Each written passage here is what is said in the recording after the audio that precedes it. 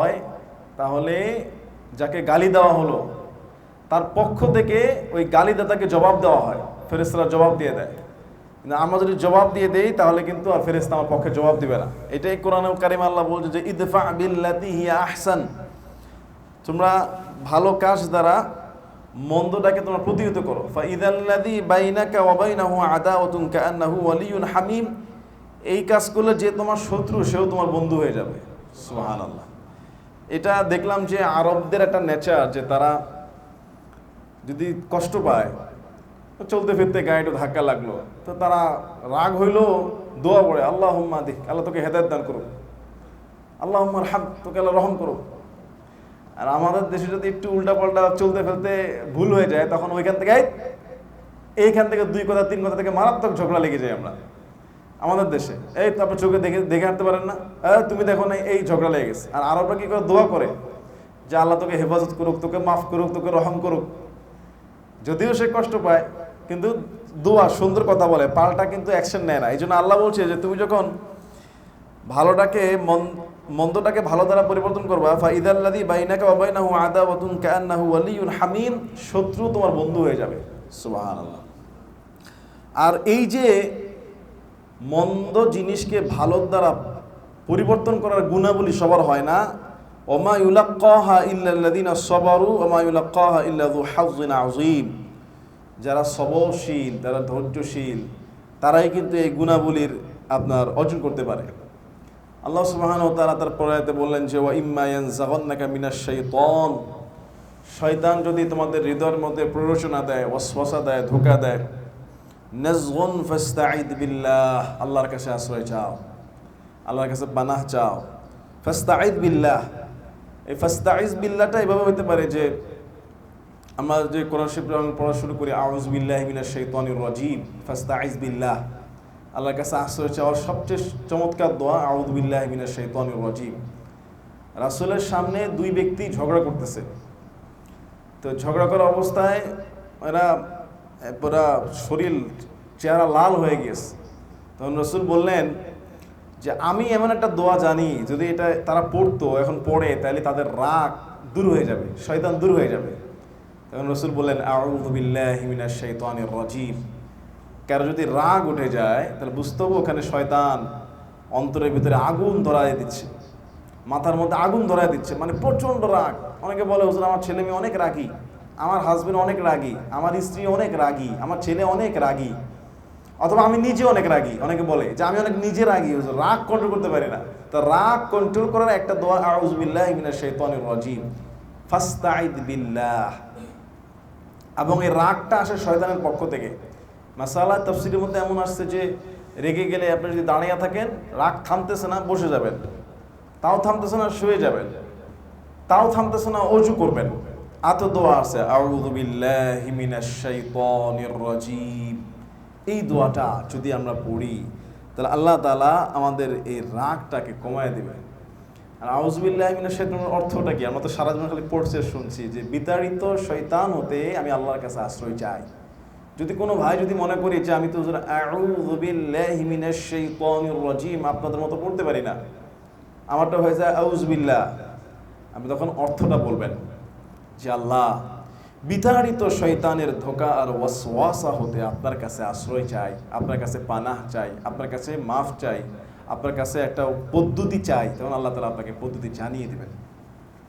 এটা হলো ইসলামের সবচেয়ে সৌন্দর্য, যে আমাদের ইসলামের মধ্যে আল্লাহ তাআলা সব কিছু দিয়েছেন, সব কিছু, এভরিথিং। ইভেন আমরা যখন ঘুমাতে যাব, এটা সিস্টেম কি, ঘুম থেকে উঠার পরে সিস্টেম কি, হাঁটার সিস্টেম কি, খাওয়ার সিস্টেম কি, চাকরির সিস্টেম কি, নামাজের সিস্টেম কি, বিবাহের সিস্টেম কি, স্ত্রীর সাথে আমাদের ব্যবহারের সিস্টেম কি, সব ইসলামের মধ্যে আছে। আলহামদুলিল্লাহ, এটা সবচেয়ে বড় নিয়ামত। এই জন্য আল্লাহ পাক রব্বুল আলামিন তিনি বলেছেন ইয়া আইয়ুহাল্লাযীনা আমানু দুখুলু ফিস সিলমি কাফা ওয়া লা তাত্তাবিউ খুতুওয়াতিশ শাইতান ইন্নাহু লাকুম আদুউম মুবিন। রব্বুল আলামিন বলেন, ও যারা ঈমানদার, ইয়া আইয়ুহাল্লাযীনা আমানু, ও উদখুলু ফিস সিলমি কাফা, পরিপূর্ণ ইসলামের মধ্যে প্রবেশ করো, প্রবেশ করার মতো প্রবেশ করো। ওয়ালা তাত্তাবিউ খুতুওয়াতিশ শাইতান, শয়তানের পদাঙ্ক অনুসরণ করো না, শয়তানকে ফলো করো না, শয়তানের কথাকে মেনে নিও না। ওয়ালা তাত্তাবিউ খুতুওয়াতিশ শাইতান ইন্নাহু লাকুম আদুউম মুবিন, সে তোমার শুধুই শত্রু না, আল্লাহ নিজে বলছে তোমার প্রকাশ্য শত্রু, দুশমন।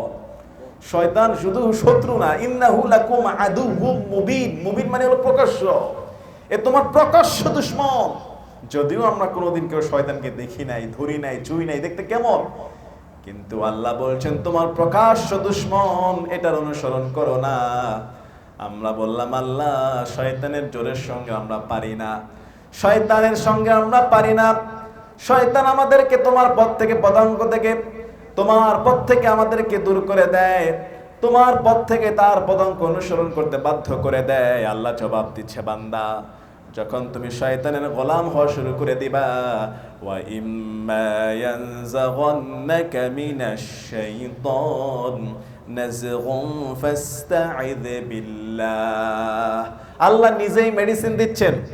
কারণ আমরা তো আদম আলাইহিস সালামের সন্তান, আমাদের ভুল হতে পারে, আমাদের মিস্টেক হবে। এজন্য আল্লাহ বলছে ওয়া ইম্মা ইয়ানজাগান্নাকা মিনাশ শাইতান, শয়তান যখন তোমাকে পদাঙ্ক অনুসরণ করতে বাধ্য করবে, শয়তান যখন তোমার হৃদয়ের মধ্যে ওয়াসওয়াসা দিবে, ফাস্তাইয বিল্লাহ, সঙ্গে সঙ্গে আশ্রয় চাইবা আল্লাহর কাছে। তুমি পড়বা আউযু বিল্লাহি মিনাশ শাইতানির রাজিম। আপনি বলতে পারেন হুজুর মালয়েশিয়ার কুয়ালালামপুরের এই মসজিদে বসে আমি আউযু বিল্লাহ পড়লাম, অন্তরের ভিতরে ওয়াসওয়াসা, গুনার যে আকাঙ্ক্ষা তামান্না জেগে উঠলো, আমি পড়লাম আউযু বিল্লাহি মিনাশ শাইতানির রাজিম মালয়েশিয়ার এই কুয়ালালামপুর আজকের এই মসজিদ থেকে। আল্লাহ বলছে বান্দা ধারণা এত ছোট করো না, ইন্নাহু হুয়াস সামিউল আলিম, পৃথিবীর যেখান থেকে ডাক দিবা আমি আল্লাহ সর্বশ্রোতা, এমনকি আটলান্টিক মহাসাগরের গভীর থেকেও ডাক দিলে জবাব দিতে পারেন কে? আল্লাহ। ইন্নাহু হুয়াস সামিউল আলিম, তিনি হলেন সর্বশ্রোতা, তিনি হলেন সর্বজ্ঞানী। আল্লাহু আকবার। এজন্য আল্লাহ পাক রব্বুল আলামিন বলেন উদউ রাব্বাকুম তাদাররুআন ওয়া খুফিয়া, এত চিল্লা চিল্লা ডাকা লাগবে না, মাইক দিয়ে আল্লাহকে খোঁজা লাগবে না, অন্তর থেকে চোখটা বন্ধ করে, চোখের পানি ছেড়ে দিয়ে রাতের অন্ধকারে, গভীর রাতে তুমি যখন তাহাজ্জুদের সিজদায় পড়ে যাবা, দুনিয়ার সব মানুষ ঘুমাবে, তুমি শুধু গুনগুন করে আল্লাহকে ডাক দিবা, অন্তরের মধ্যে ভয় আর হৃদয়টাকে বিকলিয়ে দিবা, চোখের পানিটা ছেড়ে দিবা। উদউ রাব্বাকুম, তোমার রবকে ডাক দিবা। উদউ রাব্বাকুম তাদাররুআন ওয়া খুফিয়া, দুনিয়ার মানুষকে ডাক দিলে বিরক্ত হয়ে যায়, আর আমার আল্লাহকে ডাক দেওয়া মাত্র দেরি। তাহাজ্জুদের সময় প্রথম আসমান থেকে আল্লাহ নিজে ডেকে বলে বান্দা তোর কি লাগবে? সুবহানাল্লাহ।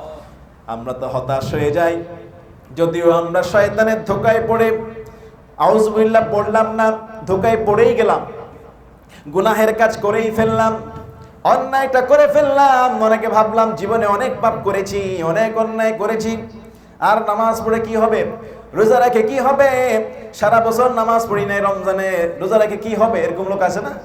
সারা বছর রোজা নামাজ পড়ি না, রোজা রাখবো কেন? আবার কেউ যদি রাখে তাই আয়েশা মাসালা জিজ্ঞেস করে হুজুর এ তো নামাজ পড়ে না, রোজা রাখে। তাই আমি বললাম নামাজ ভঙ্গের কারণ একটা, রোজা ভঙ্গের কারণ আরেকটা, একটার জন্য আরেকটা অনুচ্ছেদ করেন কেন? রাখুক, রোজা রাখলে তো নামাজের সাথে সম্পর্ক নাই, নামাজ একটা, রোজা আরেকটা। তো নামাজ পড়ে না, রোজা রাখলে হবে কিনা? হবে। আবার নামাজ ভঙ্গের কারণ আরেকটা, মানুষকে আমরা হতাশ করে ফেলি। অথচ রাসূল সাল্লাল্লাহু আলাইহি ওয়াসাল্লাম বলেছেন বাশশিরু ওয়ালা তুনাফিরু, সুসংবাদ দাও, কঠিন করো না। ইয়াসসিরু ওয়ালা তুআসসিরু, সহজ করো, কঠিন করো না। গুনাহের কাজ করে ফেলেছেন, হতাশ হবেন না। রাসূল বলেছেন, সুসংবাদ দিয়েছে, এমনও তো বলছে যে তোমরা সুসংবাদ দাও, বাশশিরু, মানুষকে সুসংবাদ দাও, ওয়ালা তুনাফিরু, মানুষকে কঠিন করো না, মানুষকে চিন্তায় ফেলে দিও না। আবার রাসূল নিজে কত সুন্দর করে কথা বলছেন, যেগুলি আমরা পড়লে শুনলে সত্যি আমাদের ভিতরে আনন্দ লাগে, যে আমরা এত গুনাহের পাহাড় নিয়েও এখনো মনে হয় রাস্তা খোলা আছে। আল্লাহু আকবার। যদি আপনারা হাদিসগুলো শুনেন বা যদি হৃদয়ের মধ্যে রাখেন, কিছু হাদিস রাখতে হবে। যেমন রাসূল বলছেন কুল্লু বানি আদামা খাত্তাউন ওয়া খায়রুল খাত্তাইনা তাওয়াবুন, আল্লাহর হাবিব বলছেন প্রত্যেক বনি আদমের সন্তান গুনাহগার, একমাত্র গুনাহ মুক্ত কে? নবী রাসূলুল্লাহ মাসুম, গুনাহ মুক্ত নবী রাসূলুল্লাহ। কিন্তু রাসূল বলেছেন কুল্লু বানি আদম খাত্তাউন, সব বনি আদমের সন্তান গুনাহগার। সে বাইতুল মুকাররমের ইমাম হোক, কাবার ইমাম হোক, আমাদের বাংলাদেশের কোন পীর সাহেব হোক, যে হোক না কেন, কোন মুসলমান বুকে হাত দিয়ে বলতে পারবে না আমি ফেরেশতাদের মতো মাসুম। বলতে পারবে? কেউ আমরা বলতে পারবো না। সবার কোনো না কোনো হয় ইচ্ছায়, না হয় অনিচ্ছায়, না হয় পরিবেশের তুলনায়, না হয় যে কোনো কারণে গুনাহের শিকার আমরা হয়েই যাই, হয়ে যাবই, হতেই হবে।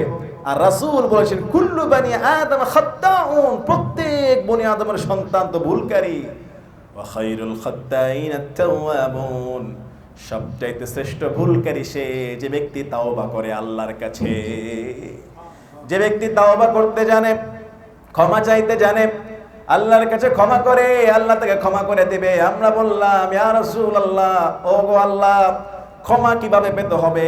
ক্ষমা তো আমাদের জন্য এত সহজ না, অনেক গুনাহের করেছি, আমাদের গুনাহের তো কোনো কুল নাই, কিনারা নাই। পাহাড় সম গুনাহ, পাহাড় সম অন্যায়, পাহাড় সম অপরাধ নিয়ে 2-4-5 মিনিটের ক্ষমার দোয়ায় কি কাজ হবে নাকি?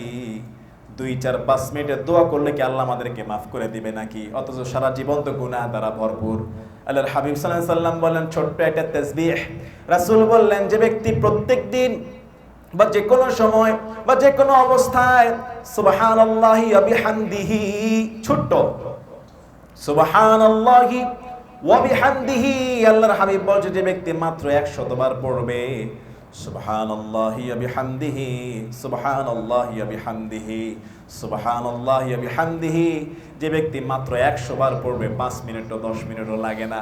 আল্লাহর হাবিব বলছেন তার গুনাহের লিস্ট যদি সমুদ্রের ঢেউয়ের পরিমাণের চেয়ে বেশি হয়, বিশাল আটলান্টিক মহাসাগরের যে সমুদ্রের ঢেউ, প্রত্যেক ঢেউ ছোট ছোট ফেনা হয়ে যায়, এই ফেনার চেয়েও সমুদ্রের পানির চেয়েও বেশি যদি গুনাহ হয়, 100 বার সুবহানাল্লাহি ওয়া বিহামদি পড়ার কারণে আল্লাহ তার সব গুনাহগুলোকে মাফ করে দিবে।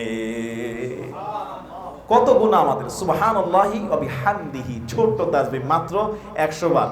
যদি আমি আস্তে আস্তে পড়ি সুবহানাল্লাহি ওয়া বিহামদিহি, সুবহানাল্লাহি ওয়া বিহামদিহি, ধরলাম 2 সেকেন্ড লাগলো, 100 বারে কয় সেকেন্ড? 100 বার পড়লে 200 সেকেন্ড। তো 200 সেকেন্ড কত? 3 মিনিট সামথিং। 60 সেকেন্ডে 1 মিনিট, 3 × 180, 4 মিনিটও না, 3.5 মিনিটে সমুদ্রে ফেনা পরিমাণ গুনাহ মাফ। আল্লাহু আকবার কাবীরা। তাহলে আমরা আসলে সবাই গুনাহকারী, কিন্তু গুনাহ কিভাবে মাফ পেতে হবে এটা ছোট্ট একটা আমল আজকে কুয়ালালামপুরের বাসীকে দিয়ে দিলাম। সুবহানাল্লাহি ওয়া বিহামদিহি 100 বার। যখন সময় পাবেন, any time, any moment, any place, আপনার যখন মন চাইবে আপনি ওযু ছাড়াও পড়তে পারবেন। তবে ফরজ যদি গোসল হয়ে থাকে গোসলটা করে, ফরজ গোসল ছাড়া, ফরজ যদি নাপাকি থাকে ওই সময়টা পবিত্র হয়ে পড়বে। এছাড়া মোমেন্ট সবসময় পবিত্র, মোমেন্ট সবসময় পবিত্র। শুধু নামাজের ক্ষেত্রে আমরা আরেকটু পবিত্রতার মধ্যে ঢুকি, আলহামদুলিল্লাহ। মোমেন এমন একজন বান্দা, তাকে তার হৃদয়টা পরিষ্কার, এদের সর্ব অবস্থায় আমরা জিকিরে ফিকিরে থাকবো। একটা তাসবিহ বললাম সুবহানাল্লাহি ওয়া বিহামদিহি, এই তাসবিহটা সাথে যদি আরেকটা মিলাতে পারেন, আরেকটা হাদিসে আসছে সুবহানাল্লাহি ওয়া বিহামদিহি সুবহানাল্লাহিল আযীম, এইটা আছে। আরেক হাদিসে আসছে সুবহানাল্লাহ 33, আলহামদুলিল্লাহ 33, আল্লাহু আকবার 33, 99, 333, আর একবার লা ইলাহা ইল্লাল্লাহু ওয়াহদাহু লা শারীকা লাহু লাহুল মুলকু ওয়া লাহুল হামদু ওয়া আলা কুল্লি শাইইন কাদির। তো এই আমলগুলো করলে আল্লাহ তাআলা সত্যি সত্যি আল্লাহ আমাদেরকে মাফ করে দিবে। আমি আসলে লম্বা কথা বলবো না, আমাদের শায়েখ স্কলাররা বসে আছেন, ওনাদের কাছ থেকে শুনবো ইনশাআল্লাহ। এখানকার মেহমান হলাম আমার মোহাব্বতের আপনার ইসলামিক ইউনিভার্সিটি মালয়েশিয়ার মুহতারাম মাওলানা মেজবাউদ্দিন হাফিজুল্লাহ ভাই নিয়ে আসছেন, ওনার উসিলা আর কি এখানে আসছি আলহামদুলিল্লাহ। তো ইনশাআল্লাহ সাথে আরেকজন মুহতারাম আছে, এখনো পরিচয় হয় নাই, আমি নামও জানি না। ইনশাআল্লাহ ওনার দার্স আমরা শুনবো। তো আমার জন্য দোয়া করবেন, দোয়া চাই। আমি শেষ করছি, লম্বা করবো না। আপনাদের মিরপুরে 1 নম্বর টোলারবাগ কেন্দ্রীয় মসজিদে এখন খুতবা দিই। বাংলাদেশে গেলে দাওয়াত হইল, সেখানে